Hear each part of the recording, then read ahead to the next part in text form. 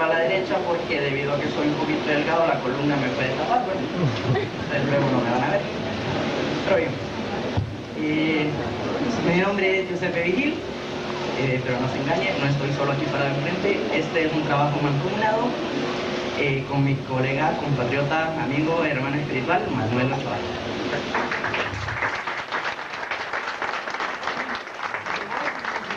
Nuestro trabajo. Antes que nada, también quisiera agradecer a los hermanos salvadoreños que nos han prestado su hogar, sus camas, nos han dado de su comida y nos han compartido su tiempo y sus historias. Al hermano José Ángel y a su familia, muchas gracias. Los frijoles estaban riquísimos.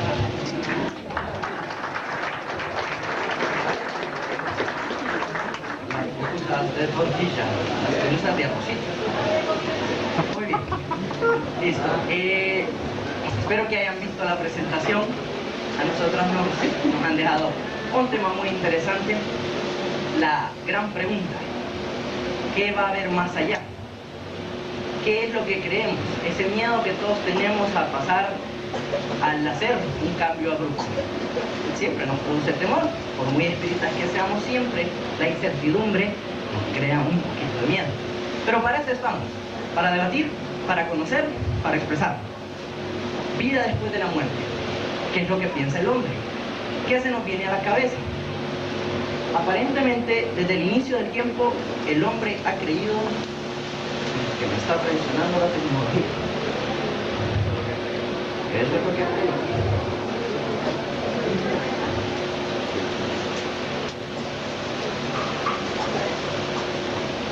Bien, el hombre desde el origen del tiempo ha creído que hay algo más allá. Lo ha hecho sin que se lo digan, sin que nadie se lo inculque. Esta duda la hemos tenido siempre. Eso es lo que al parecer nos tiran las pruebas. ¿A cuáles me refiero? Bien, el culto a los muertos ha aparecido en todas las comunidades, desde el principio del tiempo. Hago referencia en este caso al culto de los muertos en comunidades primitivas. Implica una conciencia de la muerte. Implica que se creía que había una comunidad de espíritus después de la muerte. Y no hablo por hablar, a las pruebas me remito. En Sungir, cerca de Vladimikov, en Bielorrusia, en Europa del Este, se encontró un esqueleto bastante particular. El esqueleto en mención del que tienen la fotografía ahí fue enterrado con las pertenencias que tuvo en vida, que consistían en decorados, pulseras y collares hechos de marfil de mamut. Esto supone que las personas que convivieron con él en la tierra supusieron que él ocuparía esto después de muerto. Cierto que ahora nos puede parecer una creencia un poquito retrógrada, pero para aquel tiempo ya era una idea muy progresista sobre lo que sería la vida después de la muerte. En Grimaldi, en Liguria, se encontraron restos del Neolítico, o sea, aproximadamente unos 8.000 años antes de nuestra era, un par de esqueletos juveniles muy jóvenes abrazados, pero uno había muerto antes que otro. Pero fueron colocados incluso así post-mortem, lo que no supone que hubo la idea de que posiblemente después de muerto estas personas se iban a encontrar. Lo que nos dice que nuestros antiguos, nuestros antecesores ya tenían nociones de que aún después de la muerte iban a continuar existiendo y viendo aquellos seres que querían. En Jericó, Palestina, en Asilar, se encontró un esqueleto en cuya tapa de la sepultura había 3 cráneos que por estudios antropológicos se demuestra que son familiares del que está enterrado ahí. Se supone, se colocaron ahí para que estos, que eran sus antecesores fallecidos, le guiaran en el paso hacia el otro mundo. Entonces, es evidente que desde periodos tan remotos como lo que llamamos la edad de piedra, ya existía en el hombre la noción de un más allá. Pero ¿por qué esta mención? ¿Por qué estar dando esta importancia a estas culturas, podríamos decir, tan viejas, tan obsoletas, que posiblemente ya no nos podían enseñar nada? Lo vamos a ir viendo. El tiempo va avanzando y las costumbres y las creencias también. El hombre, en su evolución, va detallando un poquito sus nociones del más allá. Aquí tenemos, por ejemplo, que en Egipto se creía que al momento de morir, Osiris nos iba a guiar a la corte suprema del más allá. en el que pesaría nuestro corazón con la justicia de nuestras acciones. Si nuestro corazón pesaba más, nos iba a salvar, nos iba a llevar allá con todo, para que continuáramos nuestra vida más o menos en la clase social en la que ya habitaba cuando estaba vivo. De lo contrario, el perrito que ven inclinadito ahí en la imagen iba a ser el que nos iba a devorar de inmediato. Era así que los amigos egipcios se imaginaron que sería el tránsito de la vida a la muerte. Bien, el tiempo continúa evolucionando y Platón nos trae ideas mucho más renovadas, mucho más explícitas.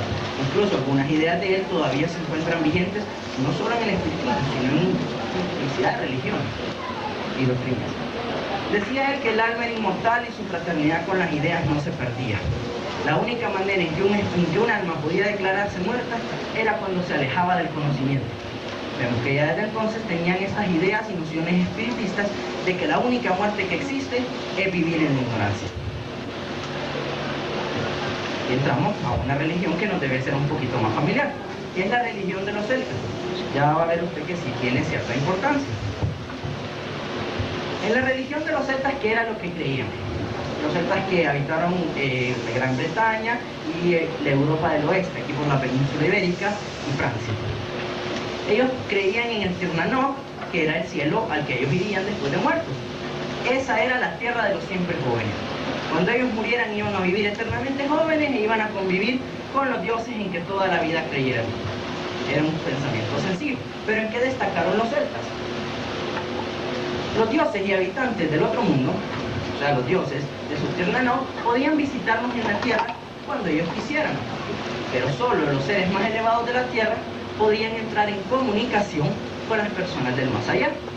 Entonces, el buen observador irá notando que evolucionando el tiempo ya se va creando la idea no solo de un más allá, sino que se va creando la idea de que puede haber un puente entre más allá y un poquito más acá. Aquí un datito para que lo sepamos. El codificador del espiritismo, ¿qué destacaban estos vidas? Déjenme que le cuente.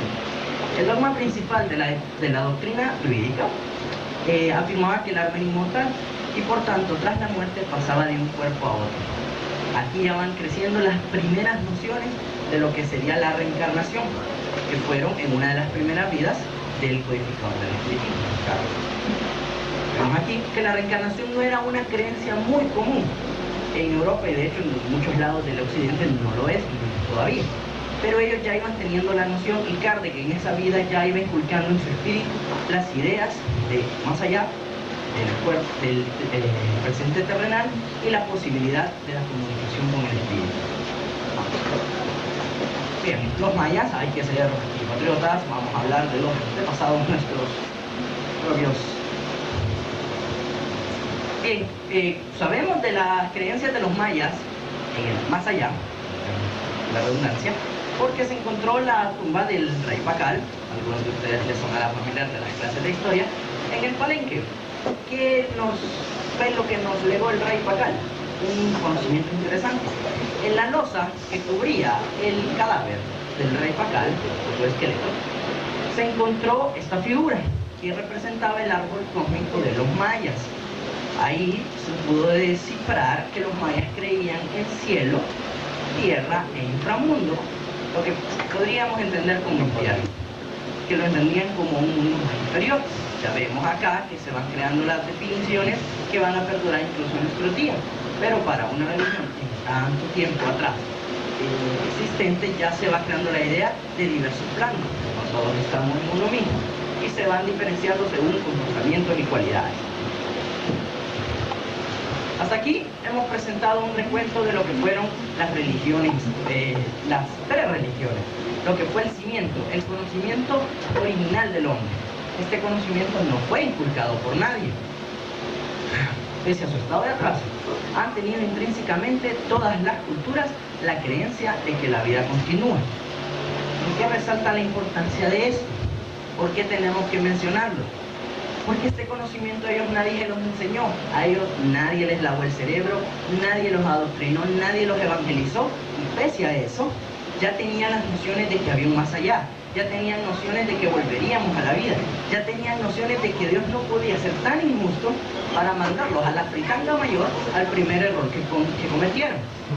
Entonces, si ellos, que vivían en un supuesto estado de atraso, tenían ya estas nociones, ¿cómo es posible que aún en la actualidad sigamos pensando en que las opciones son tan cerradas en el más allá?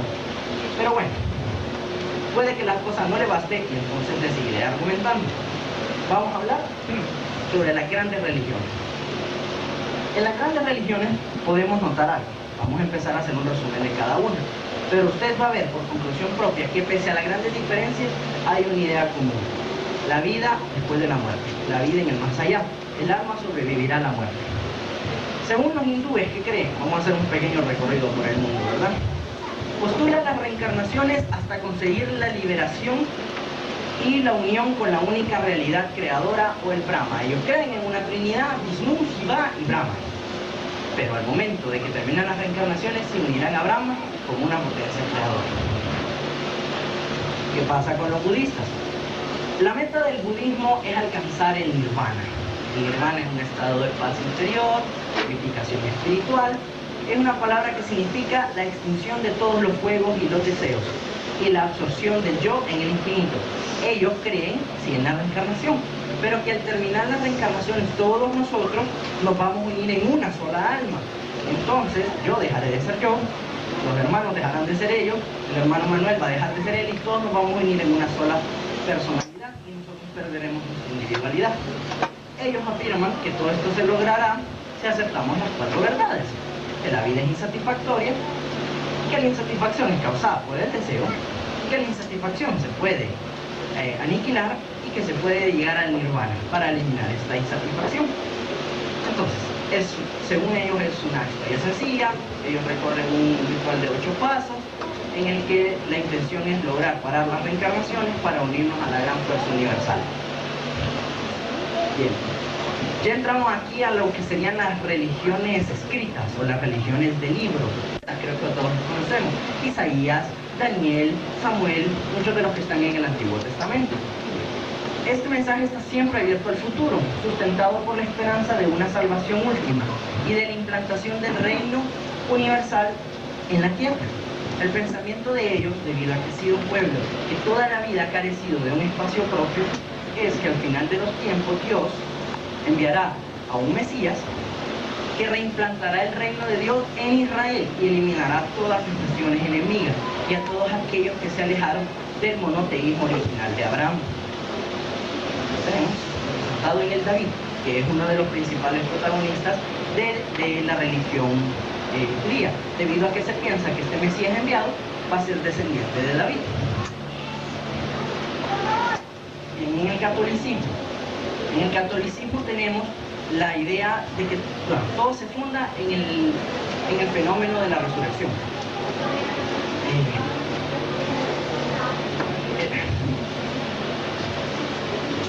El mensaje crístico se ha visto un poquito subestimado debido a que se ha exaltado, me parece a mí, de una forma excesiva el fenómeno de la resurrección y hemos dejado un poco de lado lo que es el mensaje que el Cristo nos legó. Por eso, como decía el hermano Edwin, a veces no hay que pensar que todo está en la Biblia y también hay que usar un poquito la cabeza. La ley divina está en la conciencia. Interesante el mensaje. Bien, el mundo católico tradicionalmente ha aceptado esto: cielo, purgatorio e infierno. Eso es todo. Últimamente, con las ideas progresistas y liberales de Juan Pablo II, se quiso hacer una apertura diciendo que el cielo y el infierno eran ideas mentales que se podían vivir aquí mismo, pero de hecho no hizo la modificación porque no se podía. Sus fundamentos son estos: se cree en cielo, se cree infierno y se cree en purgatorio. Aunque él sostenía eso como unidad personal, no se reunió a concilio y no se ha modificado nada todavía. En el catecismo todavía se sigue enseñando lo mismo. Bien, encontramos en la actualidad, y a partir del siglo XVI más que todo, una variedad de creencias cristianas. Tenemos, primero que todo, la resurrección de nuestros cuerpos actuales, es lo que algunas religiones creen. Otros, un rapto con un juicio final muy dramático incluido. Otros tienen el establecimiento de un paraíso terrenal directamente aquí en la tierra, en que todos andaremos desnuditos y abrazándonos con los leones. Tenemos intervención extraterrestre en la salvación de los justos. Hay una religión cristiana que así lo cree, porque asume que era un extraterrestre. Juicio final con la destrucción de los injustos y la elevación de los justos, que es otra de las ideas más populares que aún se sostienen de la idea de lo que habrá al final de los tiempos o después de la muerte en la mayoría de sectas cristianas. Bien. En el Islam, la religión controversial del momento, tenemos que se sostiene que en las visiones del profeta, el ángel de la revelación encomendó un mensaje. Según el Islam, Mahoma era para los que se estaban durmiendo. A riesgo de que les cortaran la cabeza, se me fueron despertando. Perfecto. En el Islam también se tiene creencias sobre la resurrección. Se piensa que al final serán resucitados, enjuiciados y el profeta Mahoma actuará de intermediario. Hasta aquí concluimos la segunda parte de esta. Después, ¿qué me va a pasar al morirme? Si soy bueno, te vas al cielo. Y yo, ¿cómo sé? Porque no puedes cuestionar, porque es un dogma. Y si soy malo, y si fui bueno toda la vida y al final maté a alguien, me voy al infierno. Y sí, pero no me parece justo, no cuestiones, porque es palabra de Dios. Esta fue la enseñanza tradicional que durante siglos se nos dio. No se nos permitía cuestionar, no dependían sus postulados ni hechos científicos. Y es aquí cuando nos preguntamos cuál sería la solución. Encontrar una doctrina que defienda sus ideales espirituales en una base científica. ¿Cuál será? ¿Dónde diablos encontraría una doctrina que defienda sus creencias en una base científica? Oh Dios, envíame la respuesta, por favor. En este contexto surge el espíritu. Es aquí donde, proponiendo ideas que no eran sustentadas solo por la fe, sino también por la aplicación de un método científico, comienza a ganar adeptos y seriedad. Pero bueno, yo estoy defendiendo al espiritismo y todavía no he dicho lo que el espiritismo cree que habrá después de la muerte. ¿Cierto? Le voy a demostrar que ellos también lo prueban, que el espiritismo sí se ha dedicado a estudiar realmente qué es lo que nos va a pasar después. Pero bueno, primero les cuento lo que el espiritismo nos dice. Pregúntese usted, ¿el espiritismo responde, de hecho, a las dudas que yo tengo de qué va a pasar después de la muerte? Vamos a ver. Al momento de la muerte, el espíritu entra de nuevo en el mundo de los espíritus que había abandonado momentáneamente, observando su individualidad. No se une a ninguna gran masa de luz, no se queda enterrado en la tierra esperando ser desenterrado como esqueletito siglos más tarde. No nos está ofreciendo llamas ni nada, simplemente renacemos a la vida espiritual. Nada más simple. El espiritismo aporta las pruebas de la supervivencia de la individualidad del alma a través de las comunicaciones que se obtienen con los espíritus. Bien, es que me están cortando allá, hay problemas técnicos, por eso les apagamos los ventiladores. Si tienen calor, que se airecito. Gracias. Más adelante vamos a ahondar un poquito en esto que les estamos diciendo, pero ahorita vamos a proseguir. Otra pregunta que nos hacemos comúnmente, entonces, este cuento de la vida eterna, ¿existe o no existe? Vida eterna, realidad o mito. La eterna es la vida del espíritu, es lo que nos dice el libro de los espíritus. El cuerpo es transitorio y pasajero. Al morirse, su cuerpo va a volver a la tierra. Simplemente su cuerpo dará para que alguna vaca coma pasto, para que alguna flor crezca, para que algún árbol se fortalezca. Definitivamente no volverá a ser sacado de ese hoyo, pero sí su espíritu va a continuar viviendo. Así que podemos decirle, sí, la vida eterna existe, solo que no en el contexto que nos lo habían presentado. Bien. ¿Qué sentiré al momento de la muerte? ¿Me va a doler? ¿Me voy a sentir culpable, triste? Bien, emocionalmente depende de usted. Si usted ha orado de buena manera en esta vida, no tiene por qué sentirse asustado. Si ha orado de mala manera, sentirá cargo de conciencia, puede que se avergüence de sus actos, porque se verá expuesto a su pensamiento. Pero, de doler, el libro de los espíritus nos dice, sufre más el cuerpo durante su paso por la tierra que lo que sufre en el momento de la muerte. Así que, no tengamos miedo. ¿Estaré solo en el más allá? Como algunos sostienen, se me borrará la memoria para no recordar a los familiares que he querido, simplemente porque a ellos nos mandaron a otro lado. Pues no. De hecho, aquellos que nos conocieron y nos apreciaron sinceramente, irán en su auxilio desde el primer momento. Desde que nos morimos, son miles de relatos que nos cuentan que al momento de estar falleciendo, las personas relatan ver a aquellos familiares que les han antecedido una muerte. Creo que todos tenemos algún pariente que se nos ha muerto ya, y muchos de ellos dicen que al momento de estar abandonando el cuerpo, miraban a algunos otros que ya habían muerto, que les estaban recibiendo, miraban una luz, y existe literatura comprobada en español que nos relata miles de estos sucesos.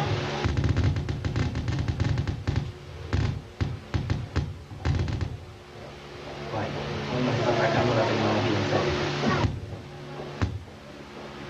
Sí, ¿verdad? Bien.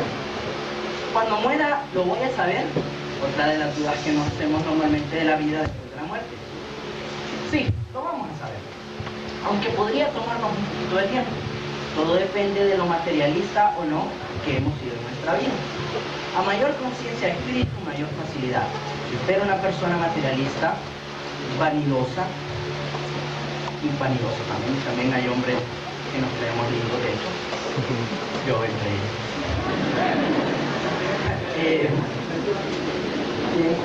Eso puede hacer